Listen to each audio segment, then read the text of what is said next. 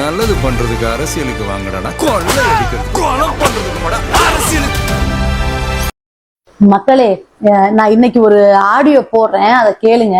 ஒவ்வொரு நாளும் நான் ஒவ்வொரு ஆடியோ போடுறேன், கேளுங்க மக்களே. ஒவ்வொருத்தரோட கதறலு, ஒவ்வொருத்தரோட குமுறலு எவ்வளவு இருக்கு தெரியுமா? இன்னைக்கு கூட ஆதி போய் கமிஷனர் ஆபீஸ்ல என் பேர்ல கம்ப்ளைண்ட் கொடுத்திருக்காரு. நான் அவர் அவதூறு பரப்புறேன், இன்னொன்னு அவங்க வீட்டுல போய் மிரட்டினேன் அப்படின்னு கம்ப்ளைண்ட் கொடுத்திருக்கான்.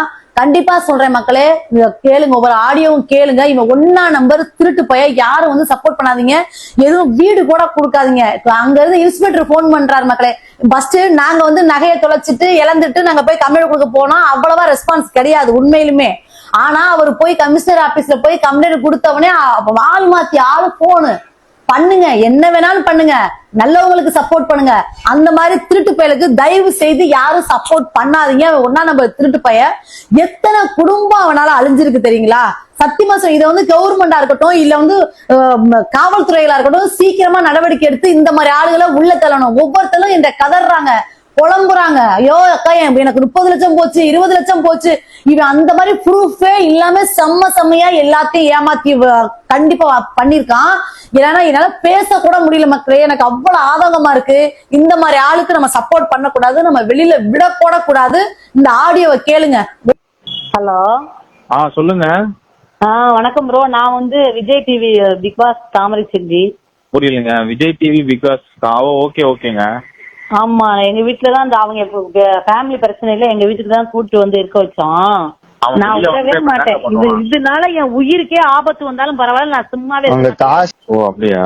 இந்த மாதிரி லேண்ட் வித்து தர்றேன் அப்படின்னு சொல்லி நிறைய காசு வாங்கிட்டான். ஒரு ஸ்கேனர் அனுப்பிச்சு விடுவான், அந்த ஸ்கேனருக்கு நம்ம காசு போட்டு விடுவோம். ஆனா அந்த ஸ்கேனர் 24 மணி நேரத்துல அழிஞ்சு போயிடும் வாட்ஸ்அப்ல.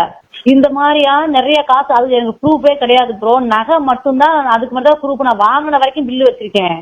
ஓகேங்க. என்னோட நகை 3 பவுனை கொண்டு போய் அவனுக்கு 1.5 லட்சம் கேட்டு ரொம்ப தொல்லை பண்ணான். ஹலோ, எல்லாத்தையுமே ஏமாத்திருக்கான். எல்லாத்தையுமே 5 லட்சம் மேல ஏமாத்திருக்கான். ஆனா நான் பிரசாந்த் பேசுறேன்னா. சொல்லுங்க ப்ரோ. அஜித் ஜாக் உங்ககிட்ட எவ்வளவு ஏமாத்திருக்கான்? எனக்கு தெரிஞ்சவங்க கிட்டே ஏமாத்தினானா திருப்பியுமா? டேய், ஏன்டா அவன் திருந்தவே மாட்டான், இதே ஏன்டா கேட்டுட்டு இருக்கிறீங்க? நான் அதான் அவங்க பேசுறாரு, அண்ணா ஒருத்தர் இல்லைங்களா? டேய், நீ வேற என்ன, உலகம் ஃபுல்லா ஏமாத்திட்டு இருக்கிறான். இன்னுமாடா ஏமாத்துறான் அவன் திருந்தாம? ஆமாண்ணா, அவனா திருந்தாதான் ஜென்மண்டா. 10 லட்சம் ஏமாத்திருக்கானா? 10 லட்சம். 10 லட்சமாடா? ஆமாண்ணா. மக்களுக்கு நல்லது பண்றதுக்கு அரசியலுக்கு வாங்கடா, கொள்ளை அடிக்கிறது கொலை பண்றது.